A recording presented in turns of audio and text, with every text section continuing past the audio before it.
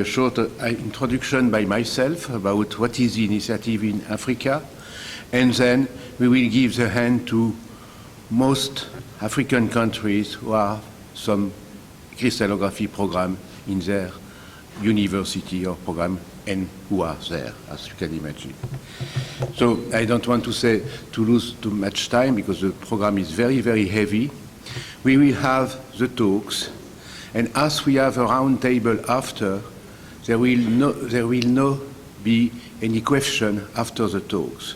All the questions will be concentrated during the round table. So please do not ask questions after the talks. Everything will be done during the round table. I don't want that we discuss the same thing 2 times, in fact. So what is IUCR initiative in Africa? It has begun a long time ago, maybe 20 years ago, with initiative of South Africa with other African countries. And since 9 years now, it is a really IUCR initiative in Africa, which aims are the following.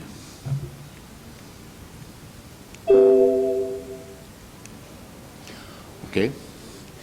So, this IUCR initiative in Africa, where do we have this initiative? It is at 3 levels. First, sub-Saharan countries, where we want to help and provide teaching, equipment, help young researchers, and preparing networks for the future. In Maghreb and Egypt, the most important thing we would like to do, because equipment is already there, teaching, we have a lot of professors who are able to teach in good crystallography, so we really want only to focus on program about young researchers and networks between North Africa and other African countries. South Africa, as everybody knows, there are very, very many recognized laboratories in crystallography. They have contributed for many years to the initiative with PhD programs, so it's a special country in this continent.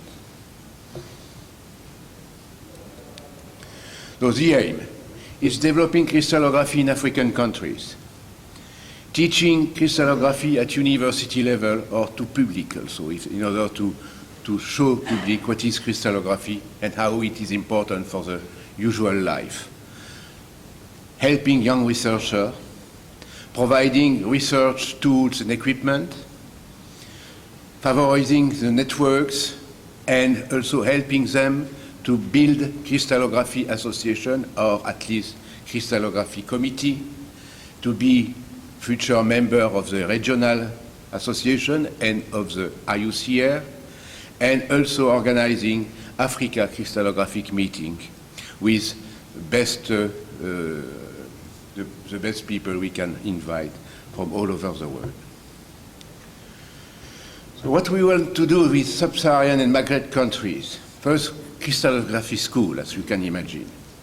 We have done a lot already. Cameroon, Côte d'Ivoire, Morocco, Algeria, Tunisia, Congo, Democratic Republic of Congo, South Africa, as you can imagine, Zimbabwe. In the coming years, we have also a project on Senegal, Gabon, Kenya, Zambia, Nigeria, Congo, Madagascar. When I speak about school, it can be school or traveling labs, because we also have the possibility to make traveling labs thanks to Bruker company. The IUCR contribution is always to organize the scientific part of the school, helping financially with air ticket for lecturers, fellowships for students, postdoc, PhD, young professor. We really prefer to have young people than people of my age, because the future is with the young people. Local organization, so for example, a university which will host a school or a traveling lab, or will be in charge of accommodation for lecturers, organizing the scientific part of the school, and also, as you can imagine, all technical facilities. What is the program of the school? It has to be adapted to the level in crystallography of the country where we are discussing and speaking, teaching crystallography. So mostly it is basic crystallography in diffraction in most countries now, in a sub-Saharan country, with application to powder diffraction and industry implication, because the development of crystallography in African country cannot go without industry. We have to work together with industry. That's the most important thing. And also, sure, as you can imagine, we can teach crystal structure determination. We also may be able to do some advanced crystallography course, for example, in North African countries, on incommensurate and dimensional crystallography, electron crystallography, electron density modeling, synchrotron, neutron facilities.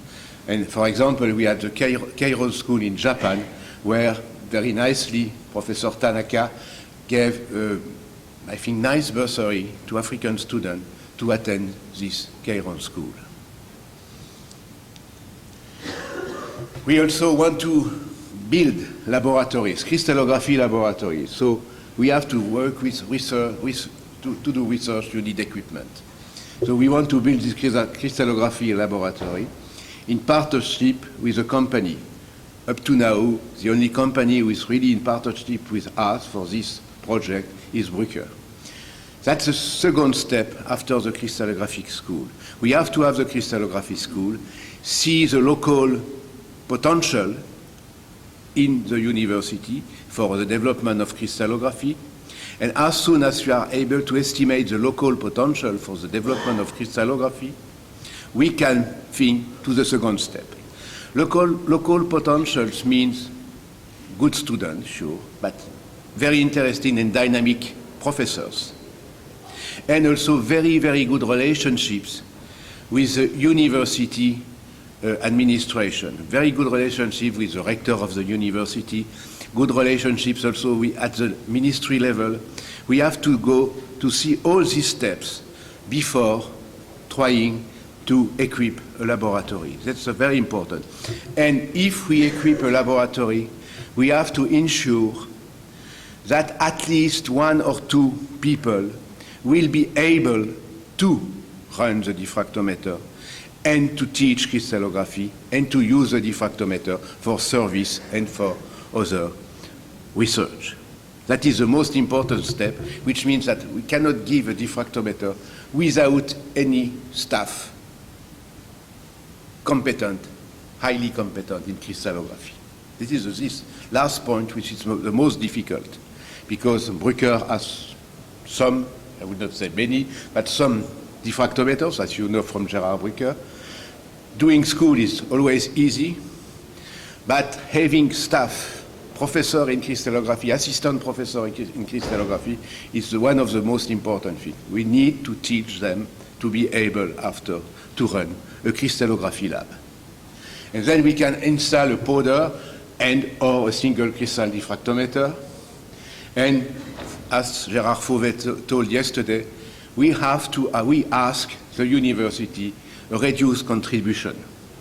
A reduced contribution to buy, for example, the computer, to buy the low temperature device, to buy the X-ray tube, in order that the university is concerned with this equipment. And sure, IUCR will come, and Bruker in this case, to teach how to perform good experiments and how to use this experiment to make good crystallography, because you have experiment and then you have to make good crystallography from these experiments. So we have three partners: a company which gives for free a second-hand diffractometer, which is totally renewed and maintained; the local university, who buys the small equipment, prepares the diffractometer room, and I forgot something, and also has to be prepared to have a budget for the maintenance of the diffractometer. When I see a budget for the maintenance of the diffractometer, it means having something like at least $3,000-4,000 or euros in case, for example, an X-ray tube is going down. So that's, if you want to have a real crystallographic lab which works, all these things should be combined together. And as I told you before, hire the crystallographer at the assistant professor level to run the machine if no crystallographers are available.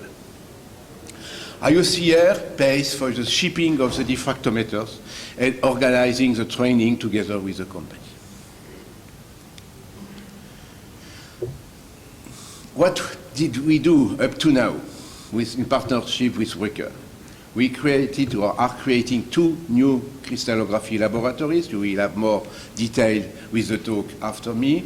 In Cameroon, in Chang, we have already installed a powder diffractometer, which has already produced papers and publication. We will install a single crystal diffractometer very soon when we have some assurance that we will have some real crystallography professor inside. In Côte d'Ivoire, we are in the process to install a powder and single crystal diffractometer. There is no problem about crystallography staff because Abidjan has a very long experience in crystallography. The first experiment they were doing in crystallography in Abidjan was in the 70s. And they had, for example, for the old people here, or the rather old people here, they had Weissenberg camera, for example. So for the young researcher, we have to have postdoc PhD programs within Africa or BRICS countries, for example. That's something which the IUCR initiative now is not taking into account. We have not enough money to do that. This sponsorship, as I have asked that to Mike Dacombe recently, should be discussed within the IUCR Executive Committee. How are we able to give some postdoc or PhD to African people, either within Africa or to other BRICS countries, or maybe to other countries? But that's a decision which is not my decision, should be IUCR decision.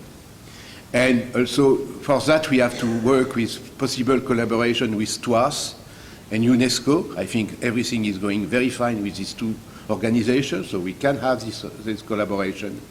And also, collaboration with large facilities. We have some collaboration with Spring 8. I think we can enlarge this collaboration with other large facilities. And also, for the young researchers, so we give bursary to attend regional meetings. So if you are interested for a school, for equipment, and also to participate as a sponsor for anything, please contact me. Thank you very much. We will continue now.